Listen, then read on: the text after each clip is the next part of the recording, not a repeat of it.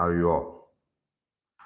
All right, so usually I would have had more time, traveled around a bit online, probably told you what music I was using to set the mood for the morning. But today, for some reason, everything is just a little frazzled. So let's start with the week that was. Hmm? Hmm. Oh, okay. Well, for those of you, my Muslim brothers and sisters who are already here, Barika Ramadan. But we'll leave all that festivity bit until when everybody gets here in 9 minutes time. But the week that was marred by a particular incident that has become more or less normalized in our environment because madness appears to have become our lot. And I speak specifically to the Uromi murders. I call them murders because in reality, that's what they are. You can't call them any other thing. But at the same time, whilst we're busy condemning this, and we must, our rulers, for want of a better word, must be encouraged to speedily wade into this madness before it escalates, because madness appears to have become the order of the day in our country. And there is a way the Uromi murders, the precursors to the murders, and what has been happening in the aftermath ties into my message this morning. But to deal specifically with it in the week that was, whilst we're still busy trying to wrap one's brain around the madness that happened in Edo, the next thing you're hearing are people purportedly speaking on behalf of the North, threatening reprisals against Igbos, as though Uromi is in the Southeast. Even if it were, how would the actions of a few criminals become the responsibility of entire ethnic nations? But it is, now, I don't want to speak to the issues within the madness in Uromi, because speaking to it will drag me into my morning sermon, and it's not time for that yet. And then in the same week, I've witnessed the farcical gyrations and moral somersaults that the amoral INEC has played in the Natasha Akpabio game. The same INEC that was saying that these things had no address suddenly found addresses. And what began like play is looking like it's going to become real. So what we saw, where people were busy collating fraudulent signatures, fraudulent, the entire process is riddled with fraud and fraudulence, and we're actually watching, and believe it or not, it will form the basis for the recall of a senator of the Federal Republic of Nigeria. When you are watching all of these, I've told you, especially in speaking to Simi, and that's another issue that happened in the week that was, the one that disappeared from Port Harcourt, reappeared in a hotel room in Abuja, is busy reading a script. What? The week that was really a very mad week. It was one in which credulity was stretched almost beyond the boundary of reason. And then there was the drama that played out in the Senate. where Baribe suddenly remembered that he's a champion of the Southeast and was pushing Nwosu immortalization. Look, here is what I think we should all focus on. I know it's been very easy for people to say that Nwosu has been denied because it's from the Southeast. I don't think that's actually the issue. I think you're missing the point when you say it's because of his ethnicity. I'm not suggesting that that wouldn't be the case for some, but I think there is a deeper message that you are missing. For decades, first Obasanjo, in fact, the entire system worked to deny acknowledging the fact that Abiola won the June 12 election. Everybody knew. Even his worst enemies knew. But everybody denied the obvious because it helped to delegitimize that victory. That was the basis for the denial. We all knew, every man and his dog knew the result of that election. So it wasn't like they were denying, acknowledging that he won on account of his ethnicity, for instance. It was a Yoruba man that was the president.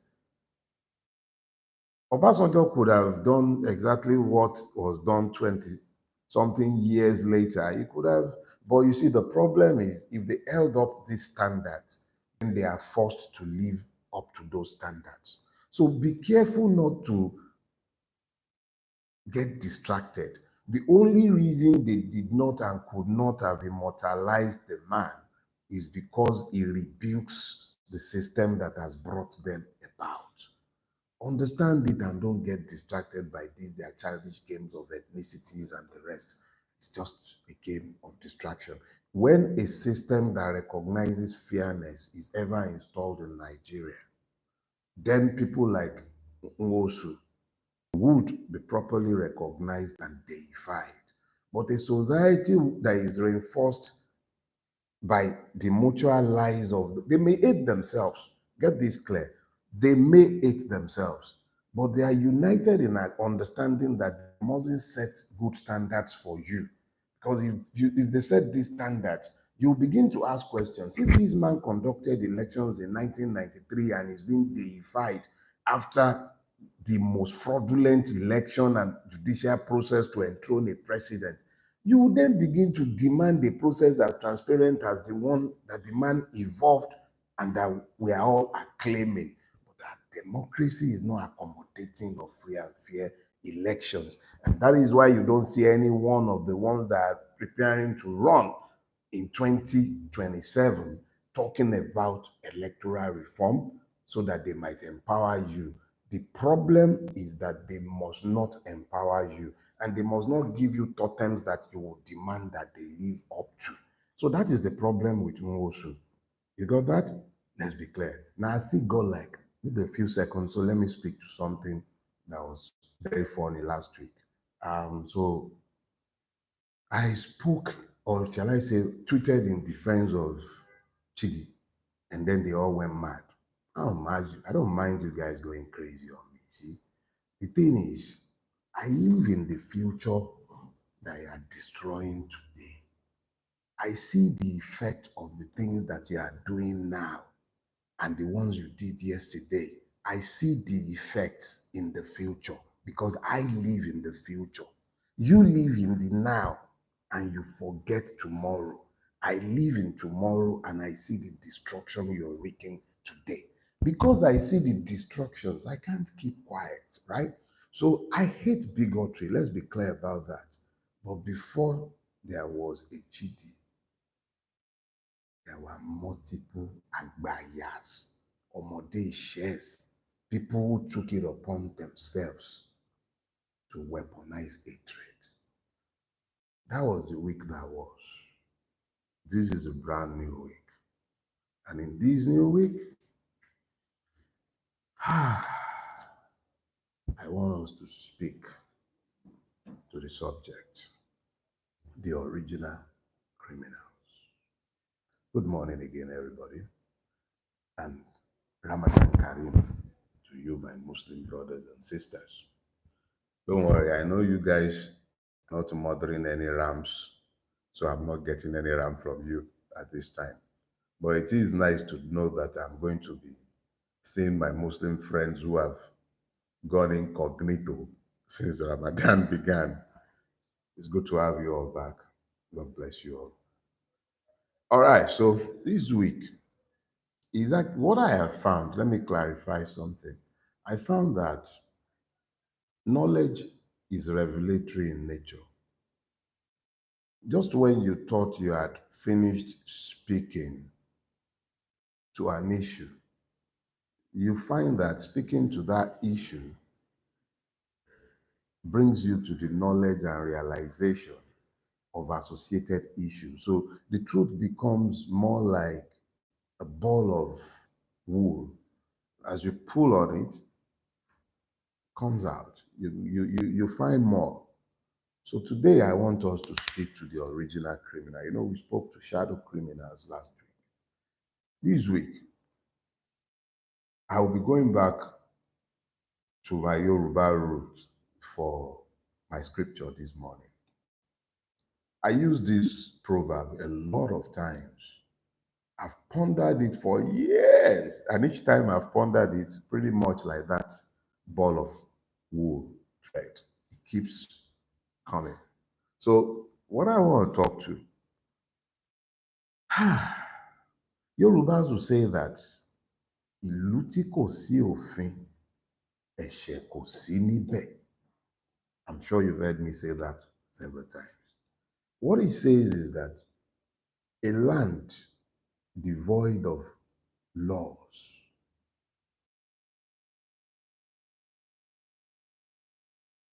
cannot. It's always difficult to interpret this, but let me give it a shot. Because ordinarily, if you were going to just do straight, it just simply says that the land without laws have no sins. But that is not what the Yorubas. Oh, no volume? All right, so I'm being told there is no volume, so I'm going to get off my. Can you guys hear me? I need some indication before I go on. Good thing I'm just starting. All right, so I'm told you can hear me.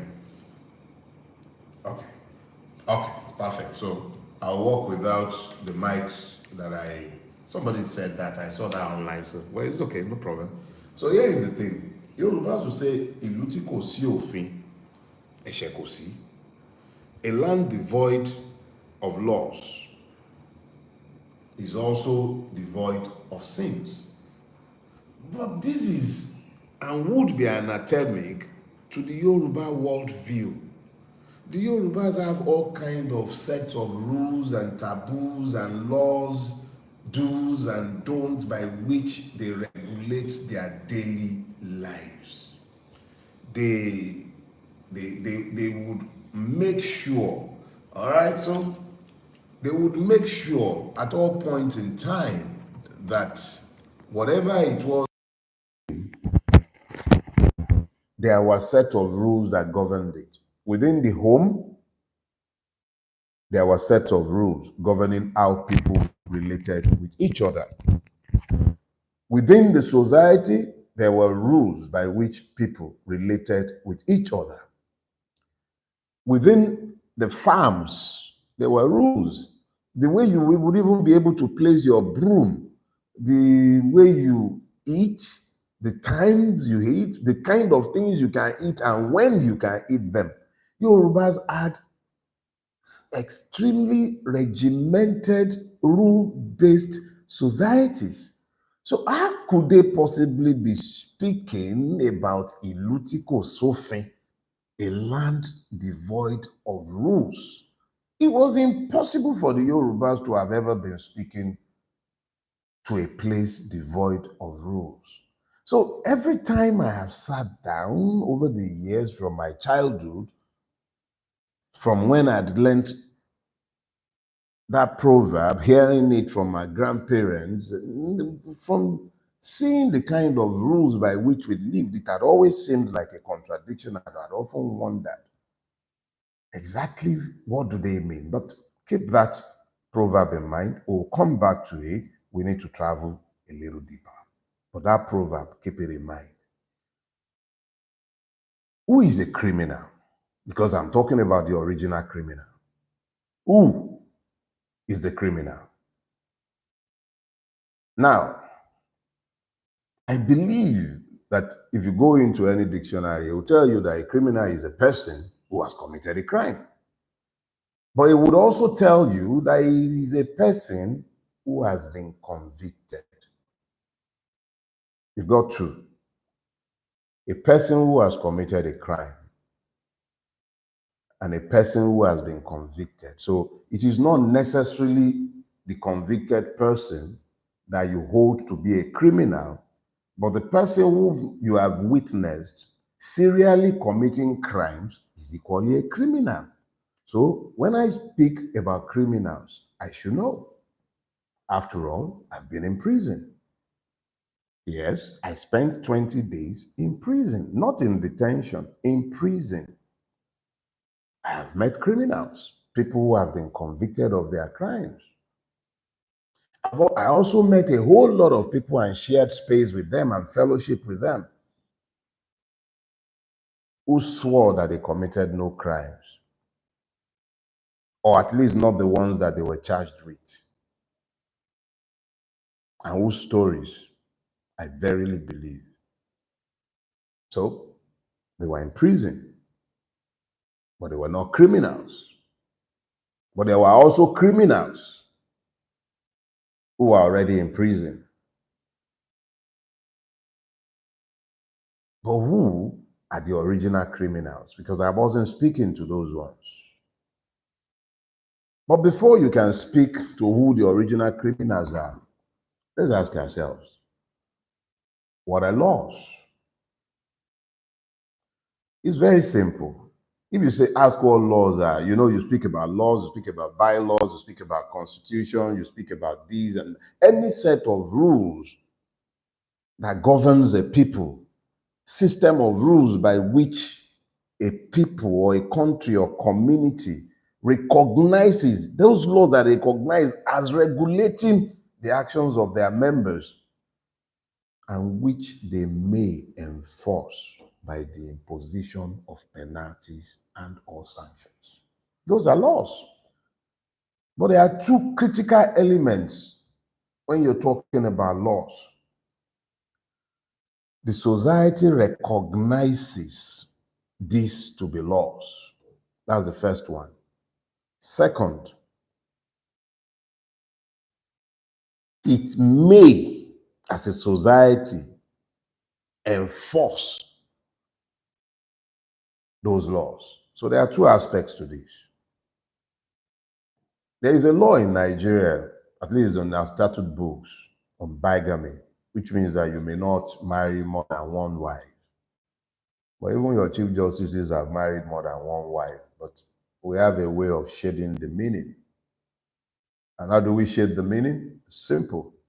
You marry a wife under the act, that's at the registry, and then you proceed to marry multiple ones by customary law.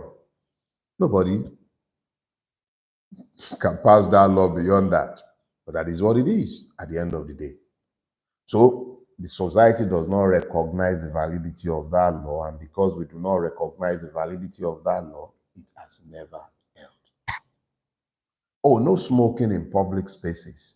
There are big laws on our books, but nobody recognizes the validity of these laws, so people keep doing whatever they please.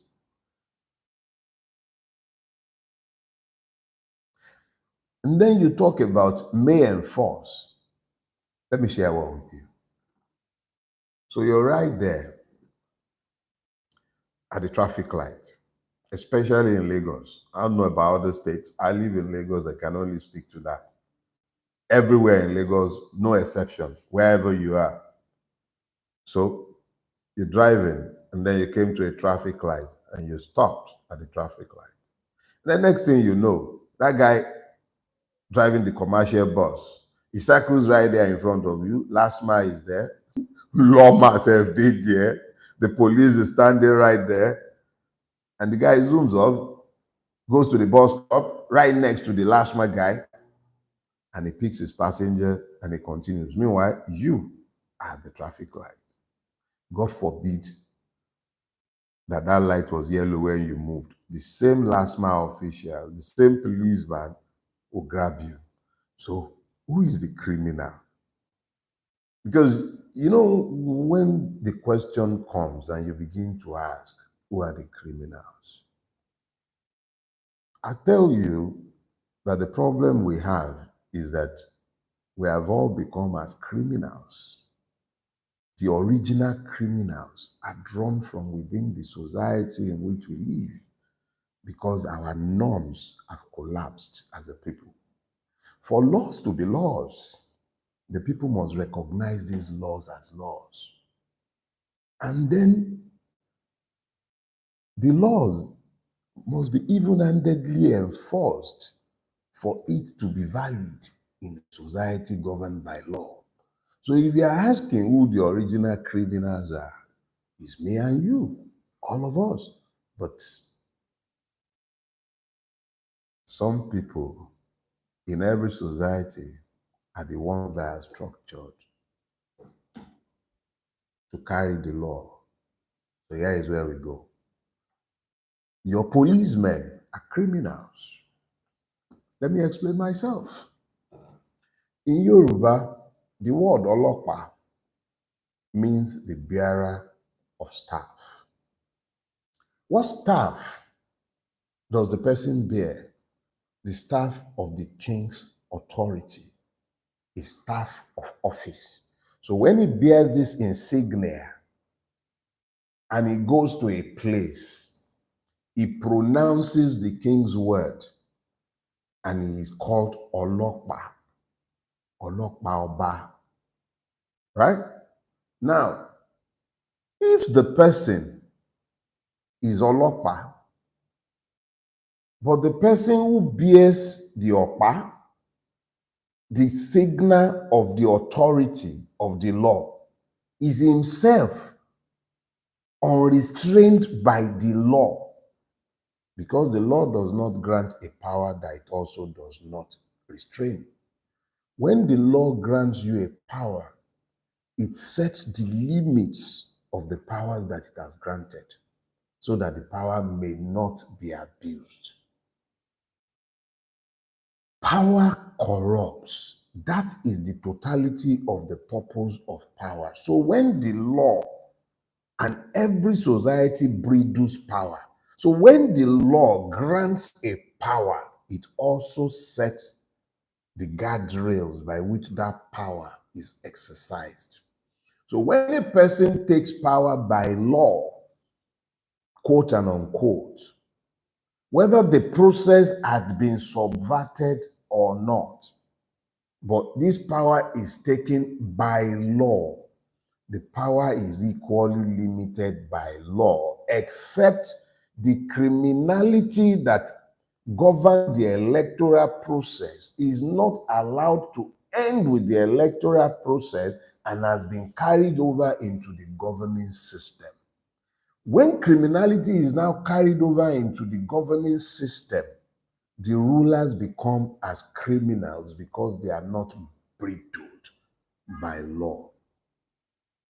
When the interpreters of the law finds basis for interpretation outside of the canons of law that they are asked to interpret consistently, when judicial anarchy reigns supreme instead of the rule of law, what you have are criminals in error. Now,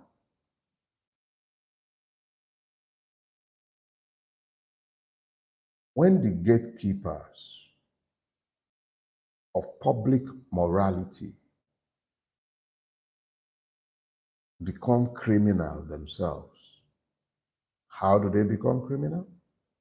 If it is your job, your self-assigned job, in the name of God, to speak in the name of God, but you become blinded to the evil of society, What happens at that point is that you become complicit in the evil and you become as those that you were called to speak truth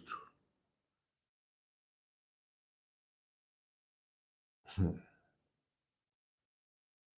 If the original criminals are outside and innocent persons are within the prison walls, let me share one experience with you. When I was in Ekiti prison,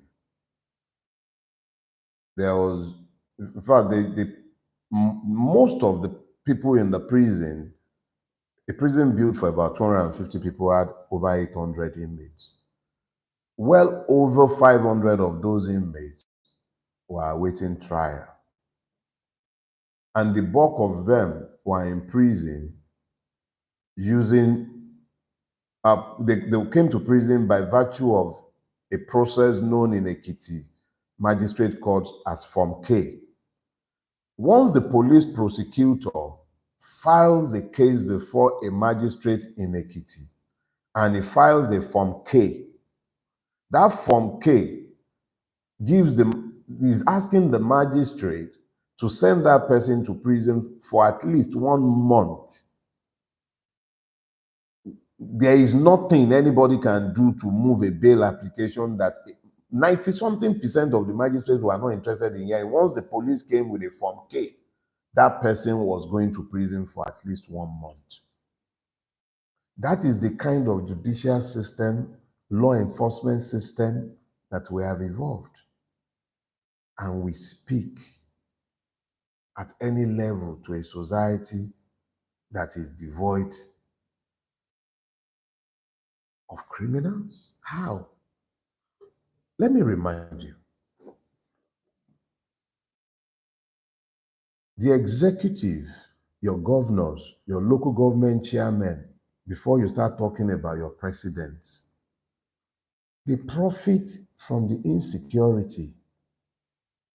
If they don't profit from it, if they are not criminals profiting from it, why are they driving bulletproof cars when you are left to the mercies of the elements? If they were not driving bulletproof cars, would they not address the subject of insecurity? The roads are bad, but they are driving SUVs. They even insult us by appropriating money to buy SUVs for themselves. They insult us and tell us that it's because the roads are bad. Who are the real criminals? Who? They don't build hospitals because their own doctors are abroad.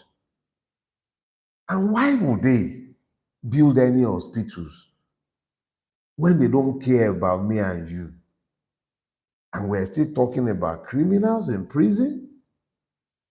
Who are the original criminals, if not those who deny you, deliberately deny you good life? And yes, the ones that ask you to pray for them, are they not complicit in this evil? And are they different from the criminals who perpetrate the evil that leads to the insecurity that they cure by buying bulletproof cars and arming themselves with soldiers and all kind of military personnel and policemen to protect themselves and their cronies? Why is me and you have to keep living by faith? How? How? Education? I'm going to remind you, I warrant that you will not find Nigerian rulers' children in any of our tertiary institutions in any significant number, especially the government-owned ones. The children are abroad or in private universities when they want to pretend that they live as commoners as well, so that they can say, oh, their children are in schools in Nigeria. They don't put their children in systems that they run. How? Nigeria once had the record of being the sixth largest producer of crude in the entire world. Number one in Africa. This country has more hydrocarbon than it has crude, but it flares and wastes it when it should harness it and build local industry. And you tell me those who have superintended that system for over 50 years are not criminals? How? This country had 4 refineries, government-owned refineries, when I was growing up in the 70s and 80s. And today, without anybody being in prison or being convicted, 4 refineries were killed. And we continue to vote. I say we, no, God forbid, I'm not responsible. Some people continue to vote monies every year, appropriate money for these 4 refineries that you've already killed. And then they are doing all kind of photo op, saying the Port Harcourt refinery was working. Come on. And these are not criminals. And the people responsible are not in prison. Nobody is in prison for ruining 4 refineries. 4. The only one that works in Nigeria, a privately owned one, cannot buy crude in Naira.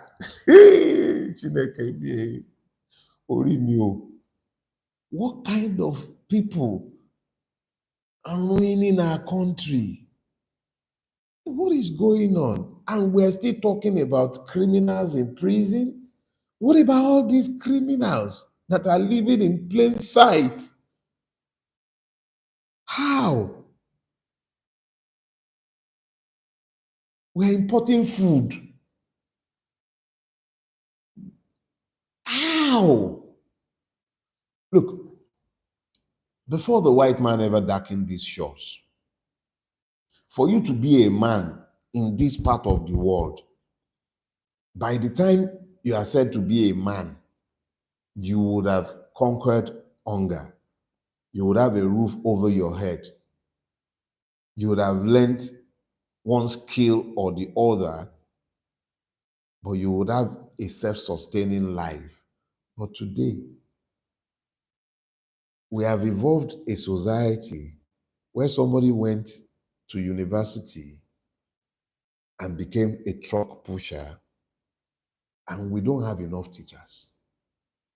But they couldn't even find anything for this man to do but become a truck pusher after university, after NYSC. We are all criminals, but those who are meant to be ruling the society have become even more criminal than anyone else, because how else do you explain a society that has evolved in this manner? How? Food is scarce in a country that has arable land. The people in Huromi who have been arrested, I'm hoping that they will go through a lawful process.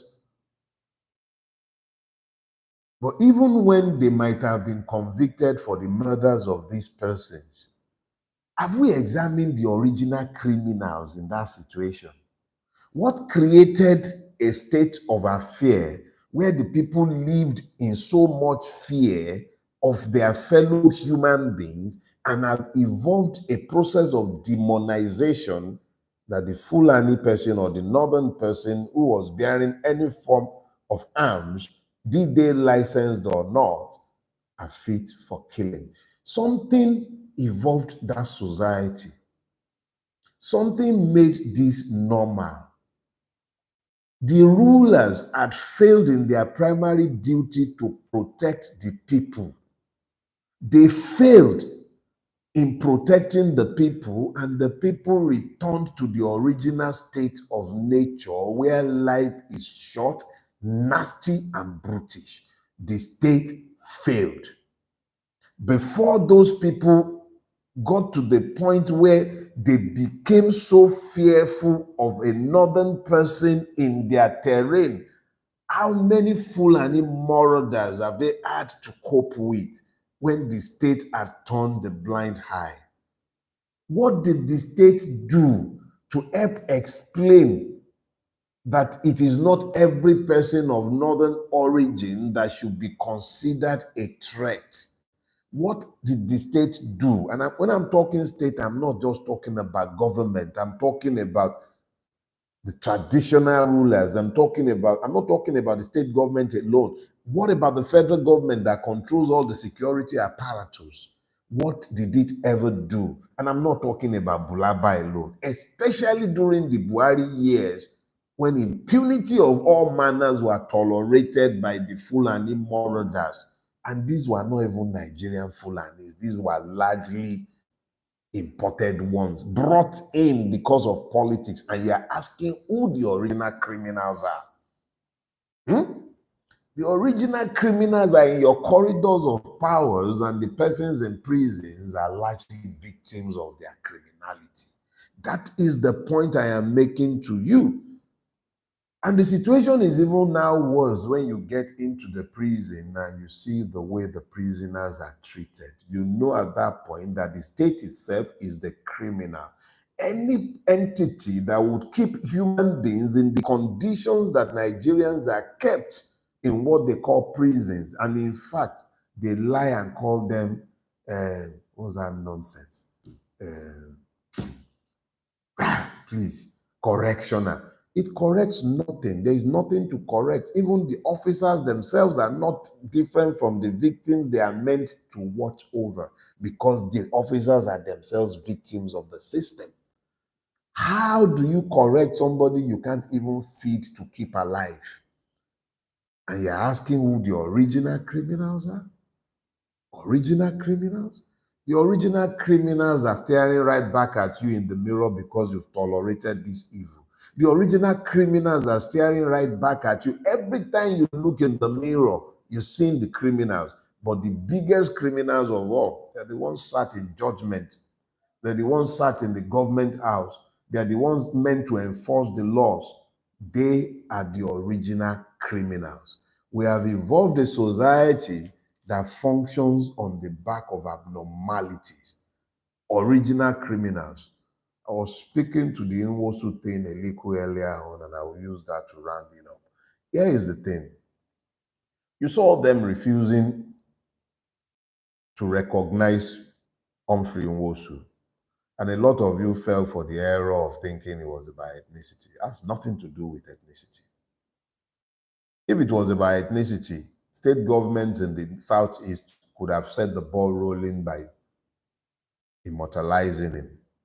Anambra could set the ball rolling. They could name their electoral commission building. Start with that. But it's not about ethnicity. It's never been about ethnicity. If it were about ethnicity, Abiola would have been immortalized in the time of Obasanjo. But they must never give you positive role models. If they told you that this man is being immortalized because of option A4, which he enforced, if not evolved, but at least he was the one who had the job of administering this option A4. And until date, I am going to be 57. That is the freest and fairest election I have seen in my entire life. And that wasn't the first election that I will see, but it was the first in which I voted. I have not seen another election anywhere near as credible.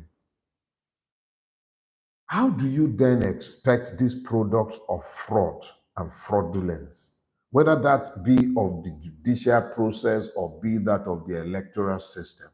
How do you expect them to hold up a man who symbolizes free and fair elections? How? They can never do that. So when you fall for the bait of ethnicity and you start thinking it's about ethnicity, you are just as foolish as they believe you to be. It is easy to lose sight of the fact.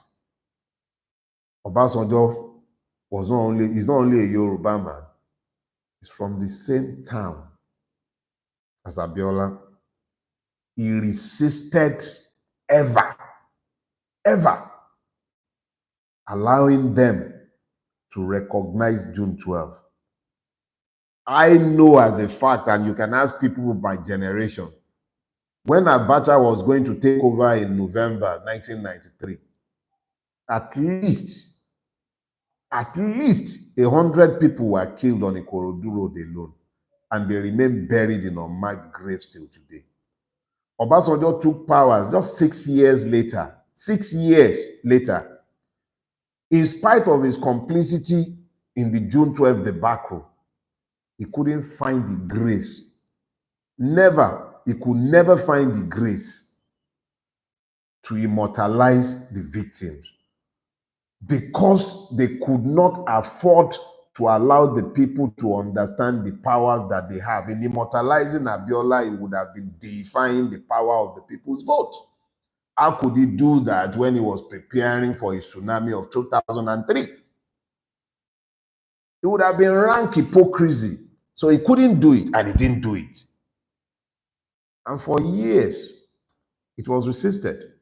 It took a dictator, a lawbreaker, a killer of democracy like Buhari to come and play the politics of immortalizing Abiola, because by then they had established this reign of madness that has overtaken all of us.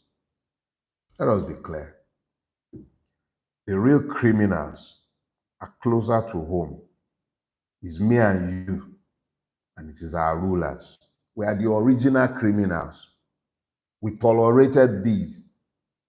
That's why we've become acculturated to it. We tolerated it, we mollycoddled it, we explained it.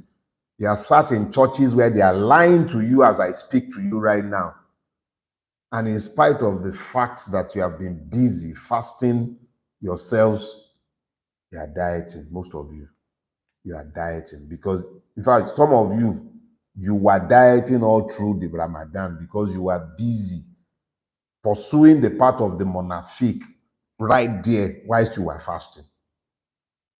You were fasting, you were busy recalling Natasha with lies. You were fasting. Each and every one of the person involved, some of you would even say you are Muslims, some would say you are Christians, but every one of you, and you sat there. What did you do when you were done being part of that evil? You washed your hand. You helped normalize it. Oh, it's just politics. It's just politics. You are not from Kogi. You're not from Kogi, but you normalize the evil in Kogi. You found a reason to normalize it. Ethnicity, politics, religion, and you were busy. Fasting. You were dieting, motherfucker. Anyways, I think enough said. When we are good and ready, we know what to do. Well, let me close my sermon this morning by reminding you of purpose. Because when purpose is unknown, abuse becomes inevitable. I gave an interview to News Now like a couple of weeks ago now. I think it was aired last Monday. And in that interview, I said amongst many other things that I warrant that if Tinubu gave the National Assembly, if he sent a bill, it might not even be the one to send, it might be a member's bill that will go before the National Assembly, and he will tell the National Assembly that His Excellency, Imperial Majesty desires a third, fourth, or fifth time. And I said it will be granted. And then I heard the Ebora of Owu pretty much echoing the same thing later in the week, this last week. And I laughed inside of me because there was something else I said to you lot that you probably didn't pay attention to. And I must have said that, I think, around September. I said, pay attention to Fagbemi, your Attorney General. I assure you, you hear me? I assure you, full-blown dictatorship is upon us.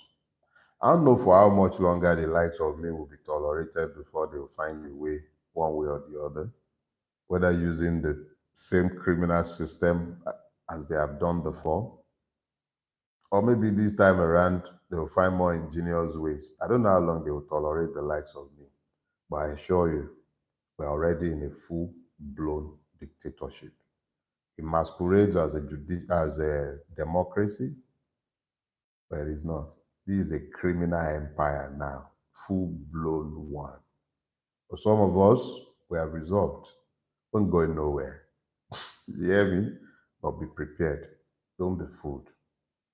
If we are going to come out of this, it will be because we resolved as a people that enough is enough. There must be a point where the elasticity breaks. Because these people, we've been talking about electoral reform, and I'll continue to speak about it. And we have actually now more or less rounded up our work on the draft bill. But it's getting to the point where I actually begin to doubt, verily doubt, if we'll be able to get any concessions out of this system through the electoral path. But that's another story for another day. Let me seize this opportunity to invite each and every one of you, as many of you as are in the Lagos axis, keep in mind and keep your date, keep your calendar free for the 10th of April. Remember, I took on the role of the National Organizing Secretary of Afenifere. We would be having a public lecture symposium at the Moson Center on the 10th of April. That's the day that would have been Chivayo Adebanjo's 97th birthday. So we have this event slated in honor of him, but it was something we were already planning before Baba's demise. We'll be putting more information in the public space in the coming days. But get something clear. We have to organize ourselves around ideas and ideals. Without them, we can't unite ourselves. And without uniting ourselves, we can't fight this dictatorship. We cannot vote our ways out of this mess. Yeah. We will pursue electoral reforms, but I don't believe we can vote our ways out of this mess if we are not organized to defend our votes. I'm going to see you all next week, all right? God bless you.